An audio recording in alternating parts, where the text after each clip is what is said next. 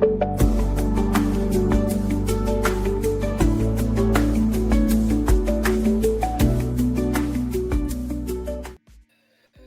and welcome to episode 109 of the Take a Pull podcast with Declan Carroll and Andy Cummins. While all the other podcasts are off in Cancun and having their summer off, we are still at the grind, still doing our best to bring you guys as many podcasts as possible. Deck, how are things? How are you? Any crack? Yeah, good. Fresh off a little break. A little one, not by design, but not by design, no. Fresh off a little break, and I would say more positive about this weekend than nearly everyone else apart from you, because Saturday's card looks really good, I think. And we said just before we come on, the Derby looks very interesting, and we kind of spoke about how the Derby hasn't been as bad as people have said. Like, we've had some really, really good races, probably the best of them being Capri, Cracksman. It was a Cracksman, Wings of Eagles. Wings of Eagles in there, yeah. Yeah, Volgo's, yeah, just an arc winner in behind there as well. Yeah, so, yeah, look, I think I was kind of dreading sitting down to look at this because I hadn't looked at it all week and I was just listening to what everyone else thought, but having gone through it, I think it's a fine weekend. Probably too many races, but Saturday's card, I think, looks really good. Pretty Polly, as you said, looks red hot, and it's great to see you've runners from 3 different countries. So, you know, I think people need to get out there and support the weekend, and maybe try to support the Curragh. And I'm the first person to be critical of the Curragh. I'd be probably a close second as well. Yeah, but there's good racing on. If you've nothing to do, I won't be there Saturday. But I've prior engagements in Crow Park.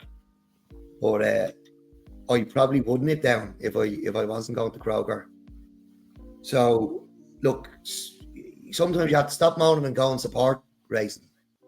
And there's nothing really to put you off going this weekend. The quality's there, I think.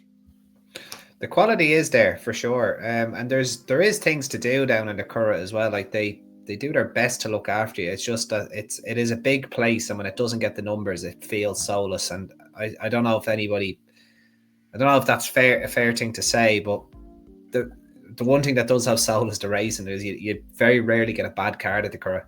It's Ireland's premier flat racetrack for a reason. Maybe not for your day out, but for what you see on the track, most of the time will make up for it. And this weekend is no exception. As you said, the Pretty Polly looks a red hot renewal. The Irish Derby looks extremely interesting. I saw a bit of shade thrown at the Irish Derby card because there's so many handicaps on it, but they're all bar one worth 100 grand. So you're going to get good fields. You've got a good sprint. So it's not unlike the Cheltenham Festival. Yeah, essentially speaking. And we're coming off a great weekend as well with a great week at Royal Ascot. I didn't have too many bets now myself, but I thoroughly enjoyed the action there. And it doesn't appear that this card has suffered from it either. There's plenty of really, really good races that we're going to get stuck into. And I'm sure we'll have a nap at the top, and well, hopefully. And yeah, we'll try and find you guys some winners, point you in the right direction. So what we're going to cover is the full Saturday card. We're going to cover the Derby on Sunday, and I'll also throw in a few extra bets for the Sunday card as well, assuming that they are declared, as we record on the Thursday evening here without declarations for the Sunday. With that said, all the disclaimers out of the way, Deck. We'll start with a 2-year-old maiden, your favourite type of race, I'm sure, the Barnestown Stud Irish EBF maiden. This could well be an open and closed case, with Dorset likely to be very warm order, second on his debut. He's out of a mare called Snowflakes, who, for a Coolmore mare, probably hasn't got the best record. She hasn't produced anything exceptional of note yet, but this lad was a good second to Amadeus Mozart, who was very green, was on top of the line, actually did quite well to win that day. Amadeus Mozart, probably a very nice horse. But as you know, with Curragh Maidens, God knows what's in here. We've Benvenuto Cellini. I'm going to have to look up who he is now while you're speaking about this, Deck. He's out of Newspaper of Record, who has produced Giselle already, won a Lingfield Oaks trial. I don't know how she did in the Oaks, can't really quite remember. I think she was out with the washing. But there's a strong field here of 13. I'm not going to list off every pedigree here before I fall asleep, but it's an opening showcase. Look, I think Dorset is probably the most likely winner. As you said, he was second to play his most second debut, but there could be a couple lurking in here. Unbreakable Duke, he was staying on third on his debut over 6 furlongs. I'd say he's a nice enough horse. He's stepping up in trip here by a furlong. The outsider I could be tempted to have an each way bet on would be Jody Baird, and I'm surprised you skimmed over him because the son of the son of St. Mark's Basilica. Yeah, I was going to bring him up, but he probably does have a little bit to find on the book. A solid enough fourth. It was soft ground. It looked like he'd definitely come on for it. I thought he was quite green and he fell out of the stalls. And look, sometimes that can play into your hands as well, and you run on past beating horses. But if you're getting a nice enough price now, you'd be tempted to have an each way bet. And I'd say he could be missed. He could well be. You're getting 33 to 1. I would be tempted to have an each way bet. But look, the favourite does look like he'll be hard to beat, or the likely favourite, Dorset. But those two, Unbreakable Duke and Jody Baird, definitely worth keeping an eye on. And if you were getting big prices about either of them or both of them, it could be an each way play. Yeah, St. Mark's Basilica, only one winner so far. We're in the end of June now, only one winner. It's a little bit, maybe it's unfair to say, a little bit disappointed. I'm sure his horses will come on with a bit of age and experience on their side. It took him a little while to get rolling. Although he did have both Fozzie Stock trained, Cardiff by the Sea, and who was, I think, was fourth in the Queen Mary, and the Secret Adversary, the Secret Adversary second in the Chesham. Neither of them have won yet, but they're guaranteed winners basically on that form going forward. So are you writing them off? I'm not writing them off. I just thought he'd have started a little bit quicker. But with that said, he's had two horses run extremely well at Royal Ascot at the same time, so I'm probably being harsh. To be honest, I wasn't expecting to see many before Royal Ascot of his, No, you're dead right. And we were quite surprised. We seen one back in early April or something, and in France, and running over 5 or 6, was it? And I found that quite surprising because I wasn't expecting. We might start to see them now, and for your own sake, because I assume you get a cut here. I wish. I might actually just to go off on a slight tangent. The Secret Adversary, who was second in the Chesham, he was beaten by Italy on his debut. And I was telling you this on the weekend. If it wasn't for Aidan O'Brien, is it fair to say he's been kind of punting on the Newmarket Guineas in recent years? His horses haven't quite been ready for it. Really, maybe it's unfair to say last 3 or 4 years anyway. But Janie Mack, I think Italy could be right out of the top drawer. The way he ran down horse that ran so well at Royal Ascot, he caught him so quickly, went off fourth time as well. Obviously he's clearly beaten a very nice horse at Leopardstown. He's around 16 to 1 for the 2,000 guineas, Italy. I'd be half tempted because he's going to go to the Curragh Stakes next week at Leopardstown, or the week after. He'll be 1 to 2, 1 to 3. He'll go win that. You're as bad as the boys punted on Kings in the Champion, Kings in the Supreme. Well, at least there's not a 1 mile Group 1, a 10 furlong Group 1, and a 9 furlong Group 1 on the same day at Newmarket. I think he could all possibly run in. There's only one bleeding race for him. Neither goes there. He doesn't. I suppose you could argue he goes to Ireland, England, or France though. So, and Italy, they like hopping countries if World War II is anything to go by. Anyway, I digress. I think Dorset's just going to go and win this. Right, Airlie Stud Stakes Group 2. So interestingly enough, the Railway Stakes was moved to Oaks weekend, but this race wasn't, which kind of I suppose maybe they only had the scope to do one. Maybe it will in the future. It makes a lot of sense. But we're going to have another short. Yeah, absolutely. I think we're going to have another short price favourite here in Lady Imam, whose form has been boosted. you know, her second win at the Curragh was beating the subsequent Albany winner, True Love, who admittedly was making her debut that day, but was still impressive. She did it very easily. She did well to beat Green Sense up to 6 furlongs at Naas.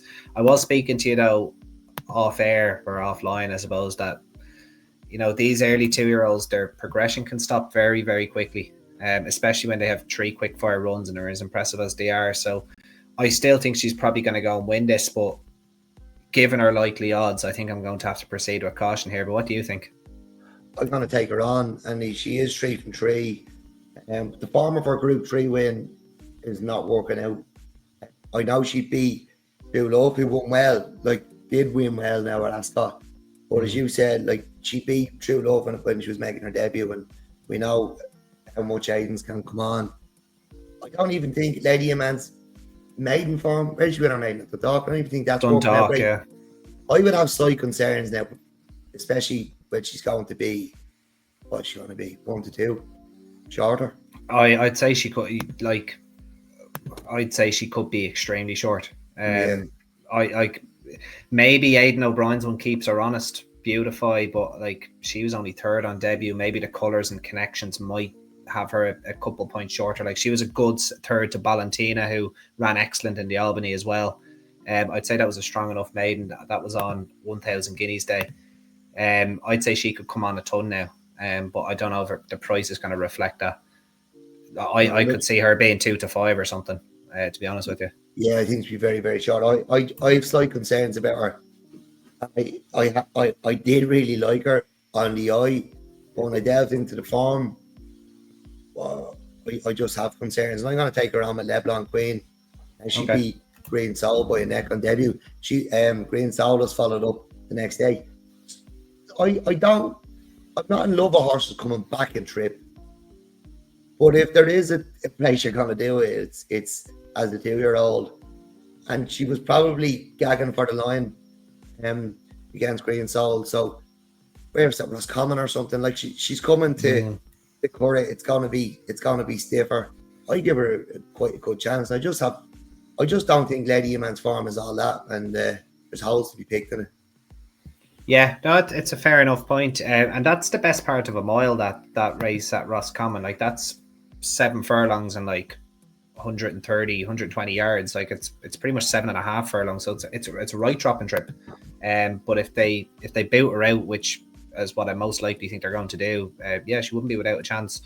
I would take a chance on Beautify, but I'd be wanting a fairly decent. Well, you're not going to get a decent price. She's probably going to be 3 to 1, give or take. But and I say she'd be second in here, even though she's a maiden. But I do think that she bumped into 2 very good fillies at Donegal O'Brien's last time out. I think Valentina is a very, very smart filly indeed. I think the way she missed the break in the Albany and the way she came home, I think she'll win group races over 7. And Cape Sunion was actually the first string of Donegals that day, was beaten a length. You would have to assume the way she was back that day, she did drift, I suppose, at the off, but she was well backed going into that race. She'll probably progress as the season goes on. So for me, those 2 are 2 nice fillies, and Beautify was just behind them. So I would expect her to improve and go close here. So I'll take a little chance on her. Onto the 220 then. Deck, the Jebel Ali Racecourse and Stables Anglesey Stakes. Probably not a racecourse either of us 2 are going to visit anytime soon, Jebel Ali. But maybe one day if they sponsor the pod, we'll see. But anyway, it's the 5 runners. It doesn't look like the strongest race in the world, and to be honest, it's fair to say it looks like a match between Flushing Meadows and Susie Songs. I know Stop the Nation has won, but that 5th place effort, well behind Lady Imam in a listed race, probably leaves them a little bit exposed to the 2 maiden winners. I see it as a match. Do you, Deck? Yeah, definitely. Look, Flushing Meadows did win. The win over 6 furlongs is working out. But I will take a chance on Susie Songs. She obviously takes a chance here. Jerry splitting up his 2 fillies. she beat Havana Anna, who won last night at Nice. I think she's going to appreciate the extra half a furlong. And yeah, look, I'll be happy to take her in the match. Yeah, I would absolutely as well. You would wonder if she's here just because, obviously, they're just splitting up the fillies, but like she's beaten Havana Anna a neck, as what you said, and she was very impressive at Nice yesterday. I thought like she won it kind of as easy as she liked. Now she was the price where she was entitled to do it, but her third on debut behind Gastad and already the aforementioned True Love, like her debut run was behind two subsequent Royal Ascot winners, and then she's bumped into this filly, and then the way she's won last time out, you would probably think, you know, Susie Songs had to run to a fair level now to go and beat her without any experience. And that, for me, is far and above Flushing Meadows' form. Now, who, in fairness, has done nothing wrong. He's gone and won on debut, but beating the Piper's Call. But I think, even though there's not a whole lot of evidence at this stage in time, I think Susie Song's form is clear at this stage, and yeah, I think she'll take all the beat, and should be a good race. I say these two will pull well clear, and they're probably two horses worth following, but it'd be like yourself, Deck, Susie Songs for me. On to the El Basti Equiworld Dubai International Stakes in honour of Kevin Prendergast. What a man, what a trainer. Some innings.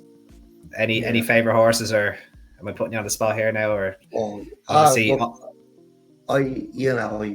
we touched on it in the group, didn't I? But Mad Moon, I was backing in for the Derby a long way out. He didn't win it, but one of the greatest finishes to a Derby, arguably. You know, it was. He had a lot of horses before my time as well, though, and he did, yeah, he absolutely did, yeah.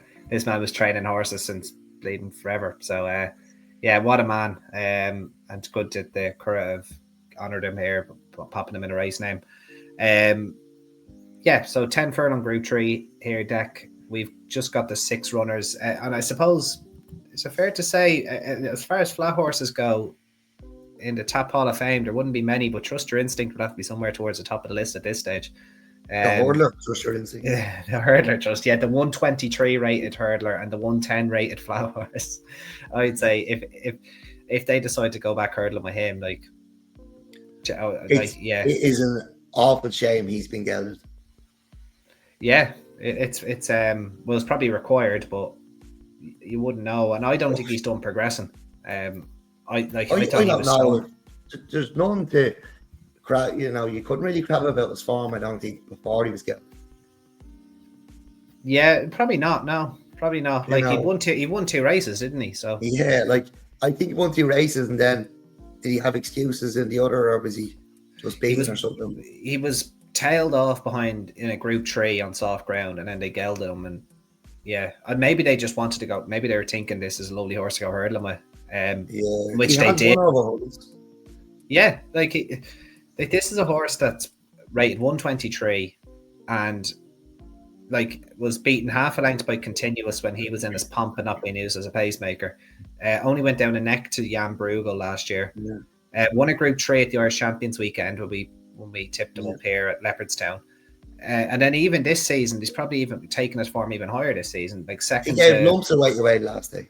He did, yeah, and he was placed second or third behind White Birch in Los Angeles in a Group 2, and then, as you said, gave lumps of weight away up to 1.5 miles for the first time since winning at the Irish Champions weekend last year, and won as he liked, giving lumps of weight away, as you said. This is even though he's 5, he's clearly thriving. I don't think he's anywhere near done with, to be honest. I think there's a chance he could, just keep winning this year. He's going to end up in a Group 1. Well, they're going to have to, and I would imagine it's going to be Germany. I say they might look to that. I think they might look to that Group 1 in Baden-Baden with him. Or something. Yeah, there's something like that. I'd imagine that's somewhere that they might look at. But look, they're just going to keep having fun with him. And the only horse that I can really see troubling him is Deep One if he comes back. But he has a lot to prove now at this stage. Yeah. He ran well for a long way, though, in fairness to him, in the Tats Gold Cup. He tried to lead them, brought them to the bend, and got tired. Given his rating of 107 was fair enough. Wasn't a bad run by any stretch. But even we've seen Trust Your Instinct give weight away already. this season, and I think he'll be able to do it again and just go and win this. And then you've got Roosevelt. I don't know what the hell they're doing with him. Unless they're planning one of the most almighty sickening gambles you're ever going to see. Probably. Is he going to Melbourne Cup? Is he? I don't know. I sprinting the last time, was he? It's almost like he keeps losing a bet, and the forfeit is that he just has to be entered in the first race that he lands on. Like it's a very strange one. He ran no sort of race at Royal Ascot. He's basically barely beaten a horse home by the time he won that maiden up at Leopardstown, which is giving him a rating of 90. I don't know. Maybe he needs to be gelded or just. I couldn't tell you. But anyway, are we both in? We're going off on a tangent here. Or do we both just think Trust Your Instinct wins this race? Look, if we got a deluge of rain and it didn't stop, which we don't want to touch wood, for other. There's other horses we need good ground for. Look, I think if somehow it did turn heavy, it could bring Elizabeth Jane into it. Both her wins have been on heavy. She's unbeaten on heavy. Yeah, it's a good point. Look, Trust Your Instinct. How could you not love this horse? And you're right. Yeah, he is probably the only flat. There wouldn't be many. No, there couldn't be many. He's just been an absolute revelation on the flat. Lumps of weight. We tried to get him beat the last day, and he just laughed in our faces. You tried to get him beat the last day. I'm pretty sure I did them. Carrying national hunt weights around, not a bother to him. I just think if he was in France, he wouldn't have been gelded. And what would we be looking at? They've so many sires over there, national hunt sires, that have won over hurdles, and as well as winning on the flat. And this could have been, a bit of a flag bearer. I assume he would have ended up in Kilmore anyway. He probably would have fell in, wouldn't he? Yeah. Yeah, you would have liked to see him.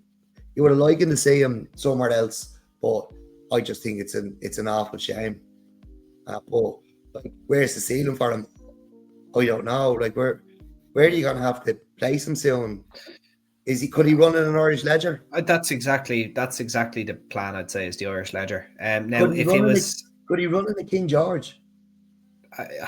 I wouldn't bother. He's probably about a stone below that, unless he goes and wins this by half the length of the straight. Yeah, but he's still progressing. Yeah. I think that there's what other races there's group races at Glorious Goodwood for him. There's a group 3 there for him. There's a group 2 at the Newmarket July meeting for him over a mile and a half, which barely ever attracts more than 3 or 4 runners. Right down, it's basically a straight mile and a half. Could he go on a world tour? They tried that with him at the start of the season, didn't they? I'm sure they'll try it again. He went to Riyadh and he went to. He didn't go to Riyadh. He went to wherever the other place is, and over there is it. Oh no, it is Riyadh, isn't it? Has to be. Yeah, there's no other. Every Arabia is Riyadh. Yeah, and then he I think he went to Italy at the end of last season, so he has been doing a bit of sightseeing, getting his passport stamped. He could be going to where did he go at the end of the year? Shatin. Yeah, that's the type of stuff for him. I'd say he's odds on to go to Germany, win, lose or draw after this, and then I would say the Irish Ledger. And if it was 7 or 8 years ago when the Ebor was worth £1 million, that would have been the perfect race for him. But I think he's behind the weights now these days. What did you say? 110. Right. Yeah. They might have a laugh. They might not. He's a sporting owner there, so. The Irish Zdarovic is another one, but yeah, it's not the underground.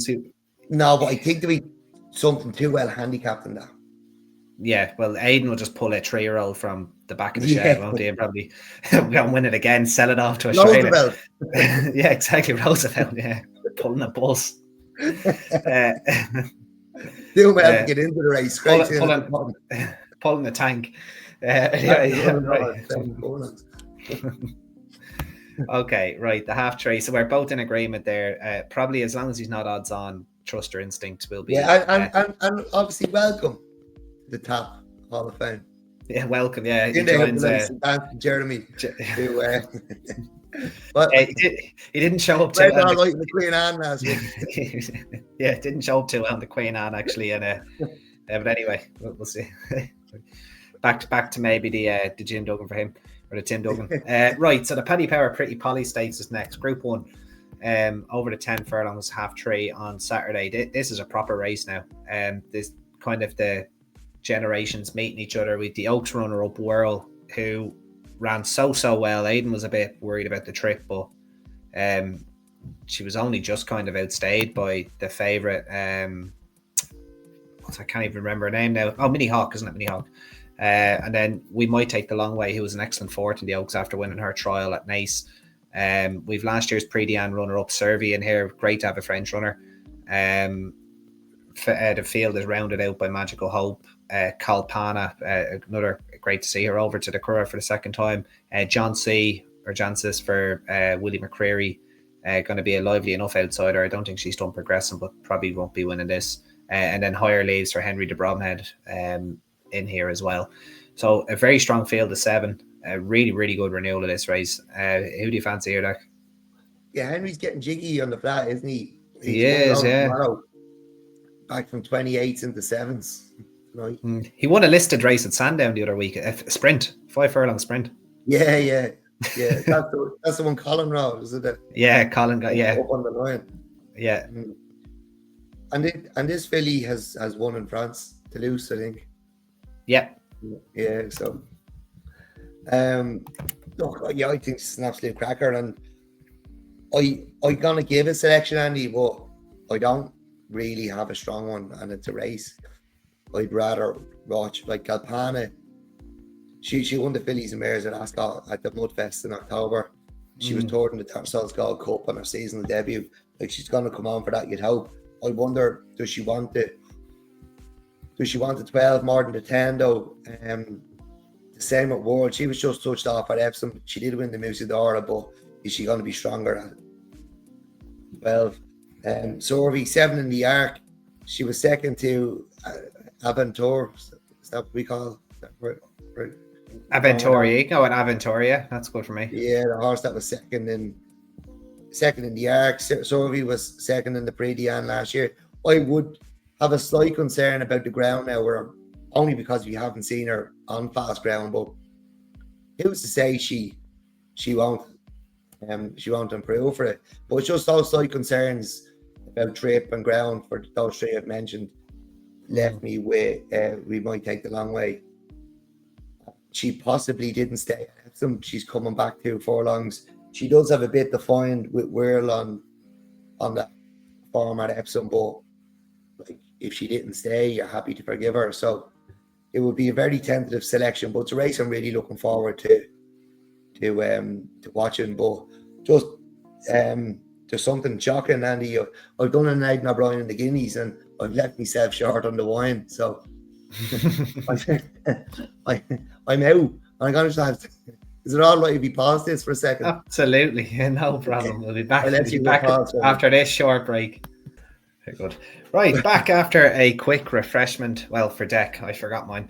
Back to the Pretty Polly Stakes. So, as we said, this is the first clash between the generations. I think if someone wants to come along and can edit that and put in a little wine ad,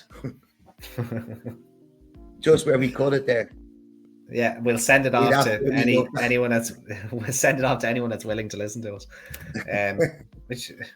Anyway, so yeah, We Might Take the Long Way in World, representing the 3-year-olds. I backed World for the Oaks. I quite fancied her, and she ran really well. Like, she didn't do really anything wrong.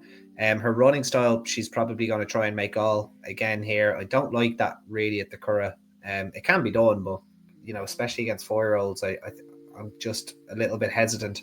I thought Kalpana was always going to make a really good 4-year-old. She didn't do a whole lot wrong on her seasonal debut, getting beaten a length and a half by Los Angeles. I would expect her to come on thoroughly for that run after just progressing at a rate of knots last year. I think she's the most likely winner. Do I want to back her at 6-4?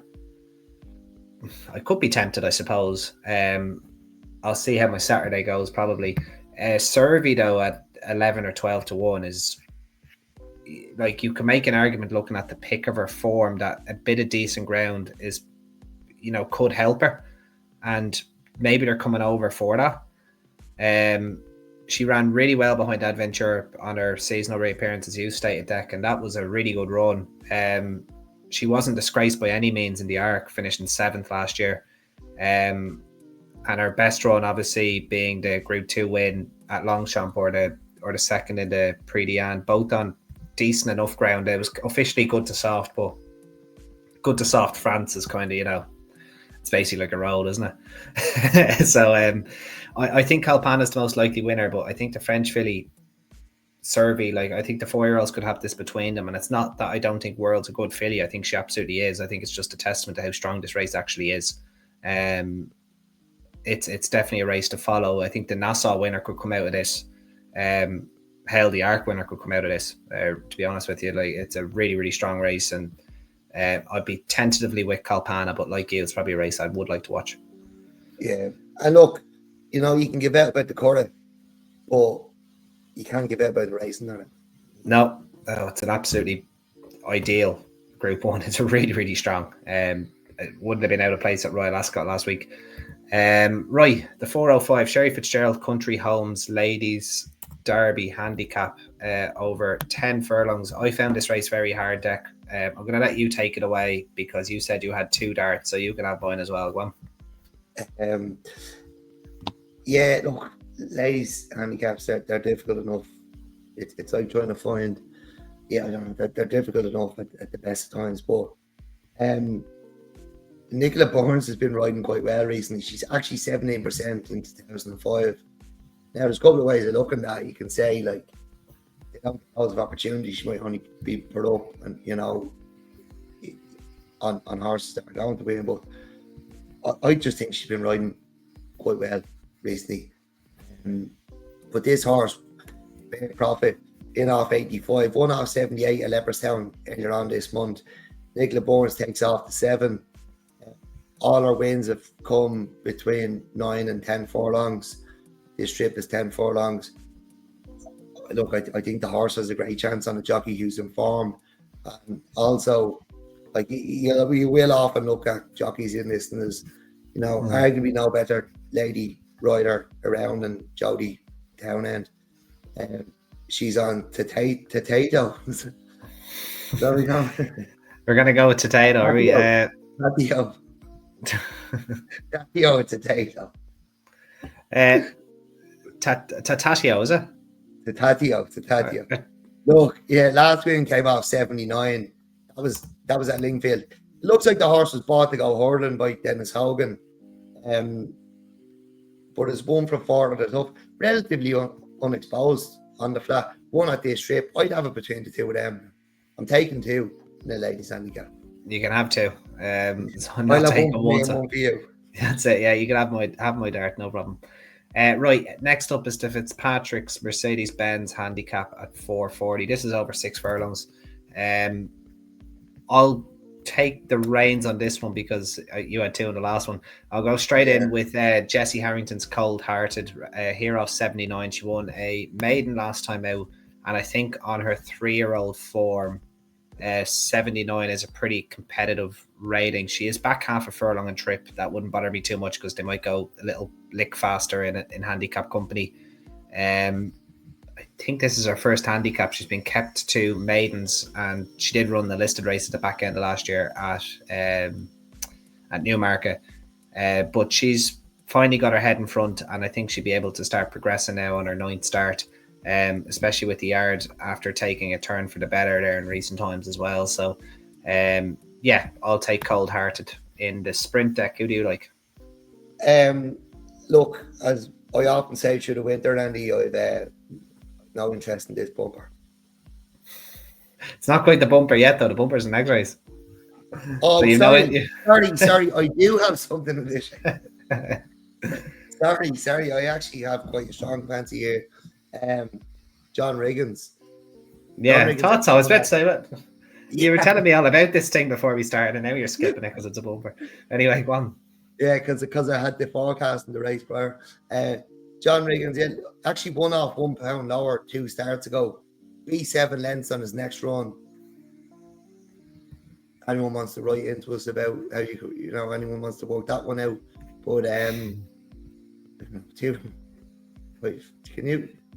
It's probably he's been dropped because this is his first run of the season.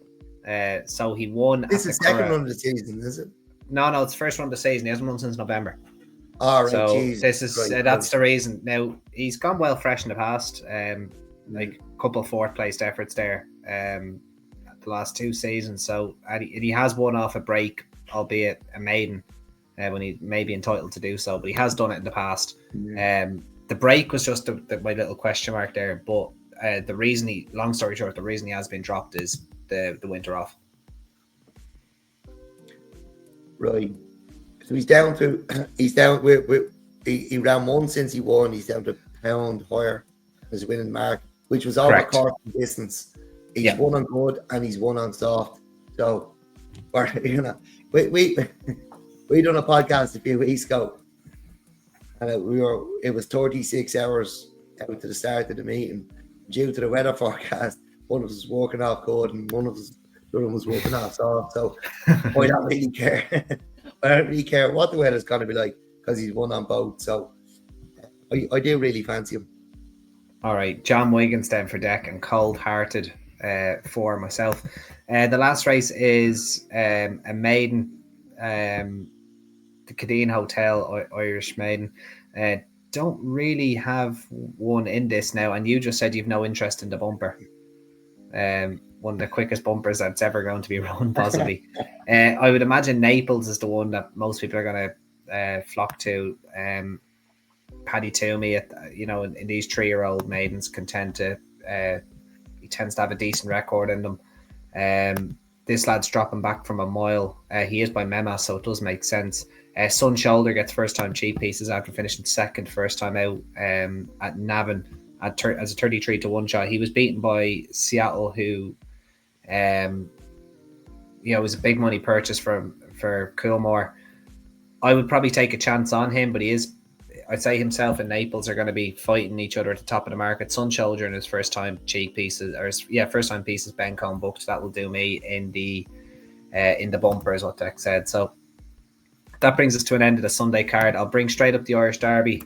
I was a bit lazy with the title. Apologies, guys. This is at 4:10 on Sunday.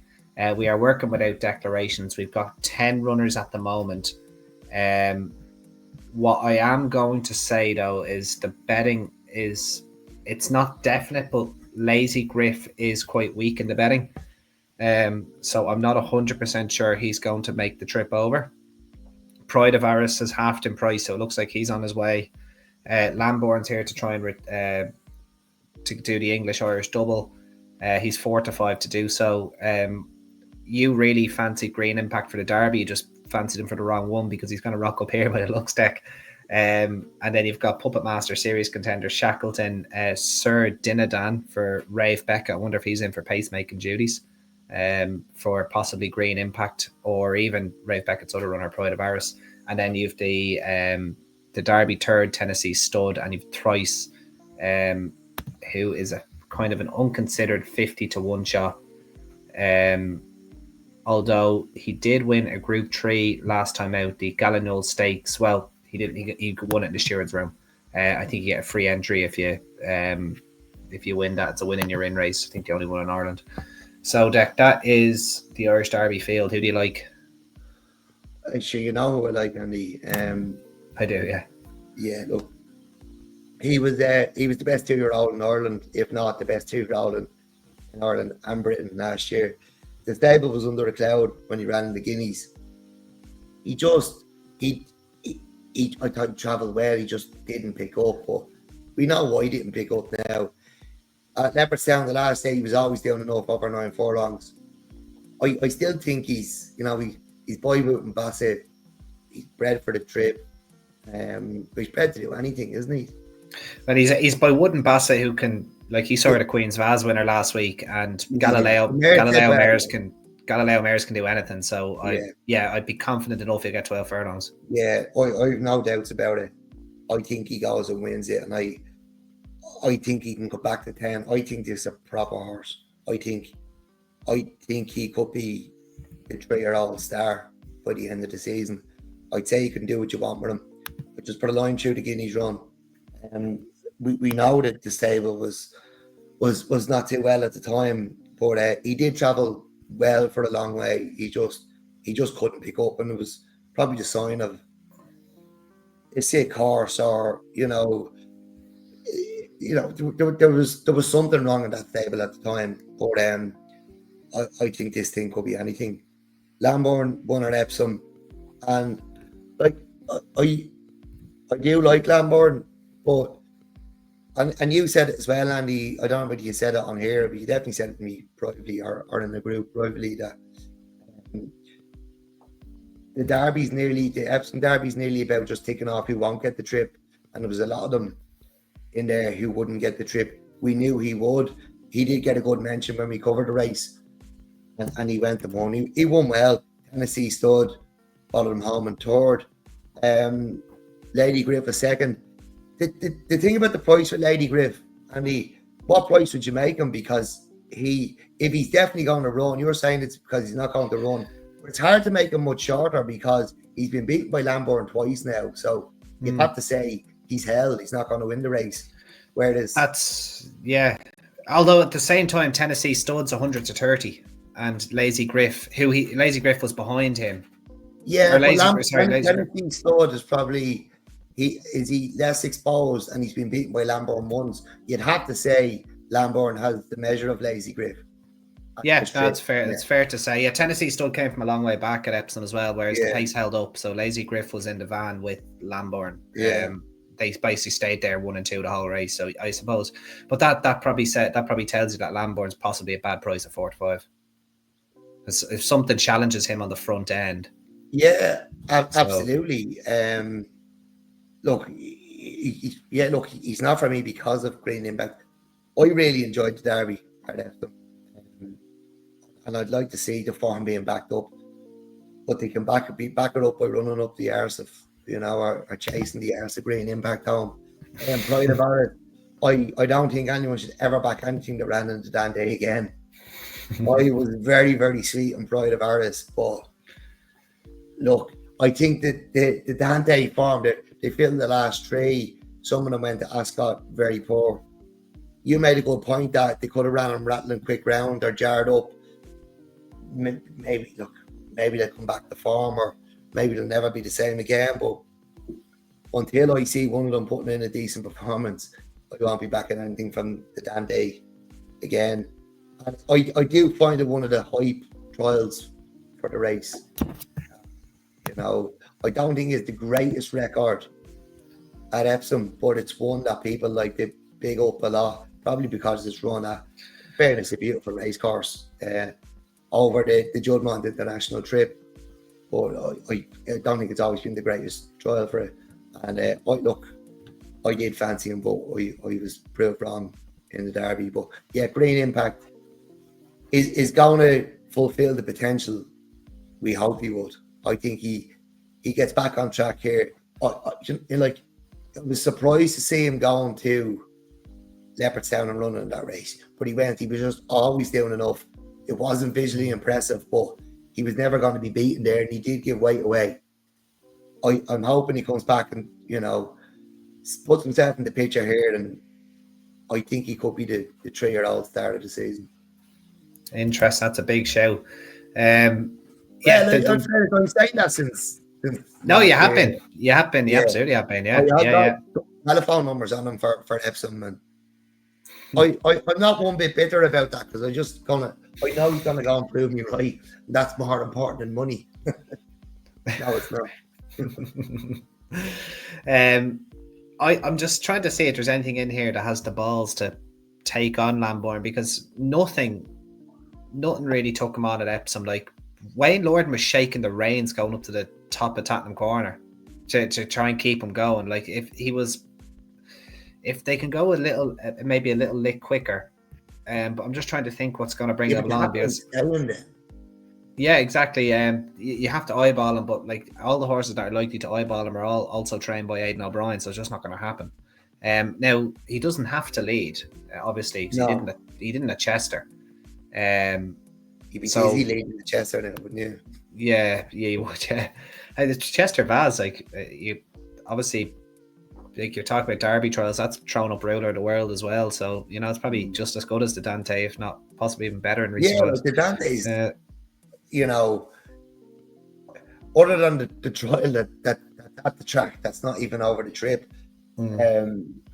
It's up there with the worst of them, probably. It's the flashy one, isn't it? Really, Yeah. it's possibly the sports car in the Well, shack of a house or something. Or yeah, I know what you. I actually think it should be. It's a group 2, isn't it? And it Yeah, should be like a group 2. It should be a prestigious group 2, not a trial. They're not talking about a trial. Like people are beginning to call the Vermoy a Longchamp a trial for the Arc. It is not. That is a very prestigious Group 1, nearly as prestigious as the Arc to the French. Like, you know, I suppose we mentioned all the trials for this and that, like, and it's more of a modern thing, isn't it? It's not. It shouldn't really be a trial to Dante. Maybe it's, you know, a stepping stone. It is a pattern after all. Group 2 leads to Group 1. I don't think it should be a trial. yeah, I know what you mean. Yeah, like when you go through Lambourne's form, I suppose you have Crazy or Lazy Griff, second in the Derby. Convergent, who I really fancy for the King Edward. I was going to tweet about that, but then they withdrew him. Pinhole was backed off the boards late for the Queen's Vase, but didn't really run his race. Further, who was just behind Pinhole that day in the Queen's Vase or in the Chester Vase, he was a 20-1 shot for the Queen's Vase and was chasing Paddy Toomey's home. I think he only went down by about a neck at 20-1. And then Thrice, who we just mentioned there, Group 3 winner, the Stewards Room, was beaten 15 lengths by Lambourne. So the Chester Vase is like everywhere you kind of look, really. Maybe bar Pinhole, who maybe just didn't like the ground. The form is stacking up left, right, and centre. So maybe we're just wasting our time here and just say, you know, Lambourne doesn't have to lead. He's probably just going to go and win, because that Chester Vase is obviously very, very strong. But I'm going to trust you. Andy, sorry, can I go crash again? You know, I think Delacroix could win any 10 furlong race that Green Impact doesn't turn up in. You're probably not wrong, because we both questioned Delacroix's stamina. I wrote him off relatively quickly, actually. Yeah, I think he could be wherever you want to put him. I would just put him wherever Green Impact doesn't go over 10. Yeah, because well, I do think I seen him at Leopardstown. He looked very, very fast. I never thought he'd stay the same as you. But I think that form is so solid. Yeah, I know they have to go from 2 to 3, and the 3-year-old form at Chester is really stacking up. But Delacroix has come and done the business. Green Impact has won again this season. I would have that form. They're probably going to be sort of like, it's more, you know, fortunately the Derbies aren't really stallion making races anymore, are they? It'd be a mad thing to say, but like, you'd rather, if you're going to win a French one or win a Derby, you'd probably rather win the French one, wouldn't you? Over 10. So that's where all the, you know, you have your Luke de Vegas, your Chammerdals, your New Bays, your or you go to York and you go to at Leopardstown. Like, it's all about speed now. But I do think Green Impact, you can put a line through the Guineas run, but Delacroix has come and won twice at Leopardstown, was it? Yep. Didn't perform, but like, yeah, form's worked out at Leopardstown as well. Like, so he just didn't perform at Epsom. Well, look, Tennessee Stud was behind him. Yeah, so was the filly. So was the filly you liked in the Pretty Polly. We've all, or take the long road. Take the long road. I would have that Green Impact Delacroix form ahead of that Chester Vase form. Okay. And they're probably going to be the sexier horses, you know, because they're going to, like, Lambourne's not going to come back to 10, is he? I highly doubt, unless if they're playing with house money towards the end of the season, they might try it. Because if he wins over 10, then suddenly they've a proper, like a real stallion prospect. So they might try it. Look, I can't see him beating Green Impact over 12, never mind 10. So they're more likely to go to the ledger with him, aren't they? So 100%. yeah. So look, I've always been a believer that speed kills those who don't have it. So I'll follow you in with your confidence on Green Impact. I don't know how mad I'm going to go with it, but I always favour the faster horse up and trip. I always have. I probably always will. But with the exception when in reason, as I know, well, look, if they can stay, they're the better horse. You know, if they could, yeah. When you weigh it up, I didn't think Delacroix would stay. No, I do think Green Impact has a good chance of staying though. I can't see how he doesn't stay, to be honest. Right, you're a lot more confident than I am. I thought 5 furlongs, yeah, he'll win. Yeah, 2.5 miles. Put him in any chance. Yeah, the dam wasn't anything special, but she had form over staying trips. So I would like to think she'll be good, or he'll be good enough to give it a good go anyway. So I'll tentatively take Green Impact myself. I know you didn't really get a chance to look at Curragh on Sunday deck. I'll try and run through with a few if you want.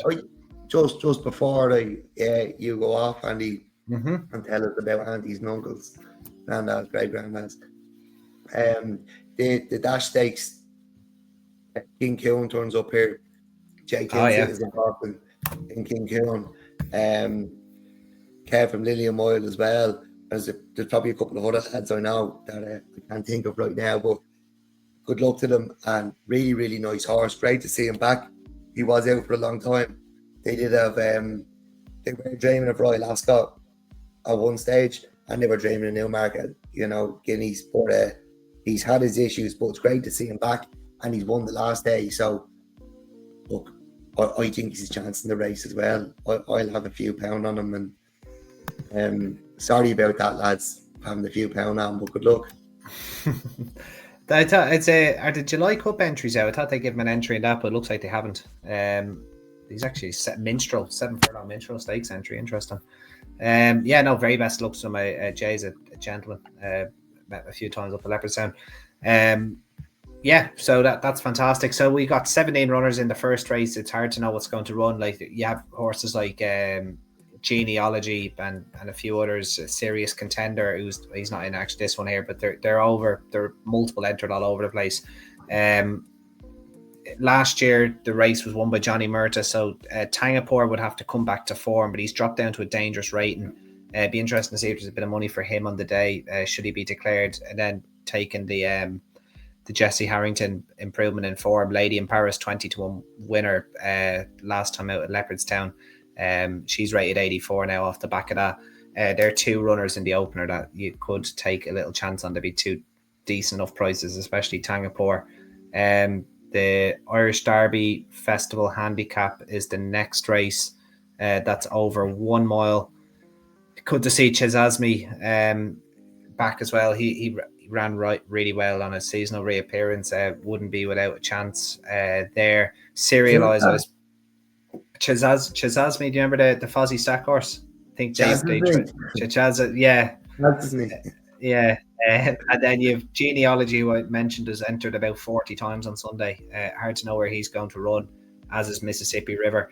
Serialised, I was bitterly disappointed by her at Ascot last week. I thought she was going to run a much better race than she did. Maybe just a very, very quick round.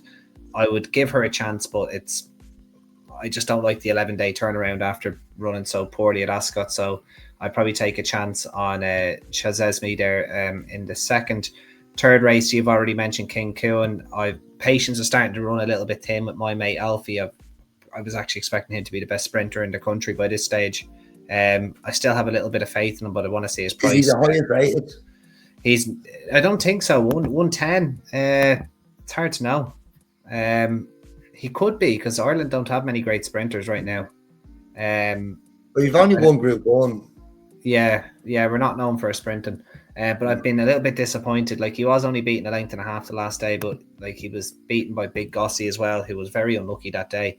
A replication of that run will probably see Big Gossie go very, very close. But very best luck to the lads with King Coon. Seattle in that race as well, who we mentioned. If if Sun Soldier is impressive in the maiden the day before, might be interesting to see if how well Seattle can run. It is a bit of a big ask for him, but I do think your winner's probably towards the top of the weights there with those experienced sprinters. It's probably a watching race for me. The Celebration Stakes over the rare mile round starts where they almost start in the forest is next up. Deck, I would imagine you would really fancy Curragh would if he turned up here. Just went down to second, I think, about half a length to yeah. Now, Green Impact was giving him weight away the last day, but that was a really good run. He should take a hell of a lot of beating if he comes on for that run. If he comes on again for that run, he's had quite a few runs this season already. My best bet on this Sunday card is in the Rockingham Handicap at 1/3. It's Kiki for Eddie Lynham. I imagine he's going to be up towards the top of the market, but I think they've been working back from this. Ring the klaxon, ding ding. I've said working back from it. This horse won a good few times last season throughout the summer. Rounded off his season last year in September, winning very easily over this course and distance. He's just been kind of running back to form over. He ran at the Curragh there on the 29th of March. Was a staying on, never near a fourth. Before finishing a grand second over 6 furlongs, beaten favourite last time out, but he's back to 5 furlongs here, and I imagine this has been the plan for him, and I would expect him to go very, very close, assuming he doesn't get a bad draw in the Rockingham. Then we've had the Derby, which we spoke plenty about. Don't really have much else for the rest of the card, I don't think. If I tip that Orchard, Das Sisse or whatever one more time and it gets beat, I just can't catch that filly in the 520, the Andy Oliver filly. So if I back her, she'll probably get beat. If I leave her, she'll probably go and win again. And then I've nothing really for the Stayers race as well. So there's a few bit of card mark there for the Sunday. Very much looking forward to this weekend's racing though, Deck. I know you are as well. Even for a flat card at HQ. 3 days of bumpers. 3 days of bumpers. Any closing comments before we let you go of a good, entertaining podcast? Hopefully we're going to get a wine sponsorship out of it if we're lucky. Yeah. Well, look, obviously I give out about the Curragh. I don't go to the Curragh often. I do go racing a lot, so before you all jump down my throat. But like, instead of giving out about racing, maybe we could go a bit more. Instead of giving out about attendances, maybe we could attend and attendances would be up. I do find often it's the people giving out about attendances that don't go racing anyway, and it's easy to give out from your couch. I don't go to the Curragh, I'll hold my hands up, I don't go an awful lot. But I go to a lot of other tracks, and I go all through the winter when it's very cold and it's wet and it's windy. I just don't like it, and maybe I should go more. But I do feel I get away with it because I do go racing a lot. But instead of giving out about it, there's quality cars on the weekend. Go racing. Go and support it. Support the bookies, support the race course, support what's going on the track, support the horses. I was surprised how good the cards were. I just think it's fashionable to give out about the Curragh now. There's nothing wrong with this weekend's racing. Apart from maybe there's probably too much, and it's down. People are saying it's down to the World Pool. I don't know, but I just know there's quality on the track. So instead of giving out, maybe go, and you might enjoy it. I'd say a good performance, absolutely. If the race courses, I suppose, could play ball, try reduce the cost of tickets, etc. But there is always things that play. It's €35 in. I do think it's steep, but nobody cares when Leopardstown are charging €45 for the Dublin Race Festival now. I think it is, or €40 anyway. Or if they're charging 35, they don't care. So it's not expensive to go racing in this country. What was it into Epsom? What is it into most British tracks? It's very expensive. We're very fortunate here where it's not expensive to go racing. It's a good day out for the family, particularly during the summer. I find it a good day out during the winter because there's very little to do. So instead of being cooped up in the house or shopping centres or the cinema or the pub, I go racing and I get the young fella with me and we fresh air, you know, during the winter, but most people are now. There's not really many excuses for not going during the summer. Unless your county's still in the hurling and the football, there's no excuses for not going racing. So had to get it in. Look, go, attend. Try have a good day. There's good racing on the track. I do all my hands up. I'm being a little bit of a hypocrite, but I'm gonna try to get away with it because I go racing a lot. But go and enjoy the day. 35 €. I'd imagine there's kids go free. Like you're not paying for the child. You're not paying for the child under 12, under 16. I wouldn't pay for a child under 16 at the gate. And I don't think the person at the gate would even bother trying to charge you. Just say, look, love, come on. He's only 12. Get them in. Like, you know, you're paying for one adult or two adults. You know, bring the kids with you. Have the day out. Touch wood, the weather's good. And we know the racing's going to be good. So instead of giving out about it, let's try to support it a bit more. There we go. Couldn't have said it better myself. There's a nice education of Tap 109. Thoroughly enjoyed that Irish Derby weekend. Hopefully we've got a few winners. Nap of the tap before we go. Is it trust your instinct or is it? Yeah. Or is it? Yeah. Look, on the day he's joined the Tap Hall of Fame, why wouldn't he be the Nap of the Tap? Right, a new Tap Hall of Famer in Trust Your Instinct. And to be honest, we should probably give a shout out to in the 220 as well. Susie Songs might do the double. Nice double. Yeah, there we go. And on that, we will leave you to it. So Tap 110 will come your way probably sometime next week. But until then, guys, that was Tap 109. Cheers. All the best. Bye-bye.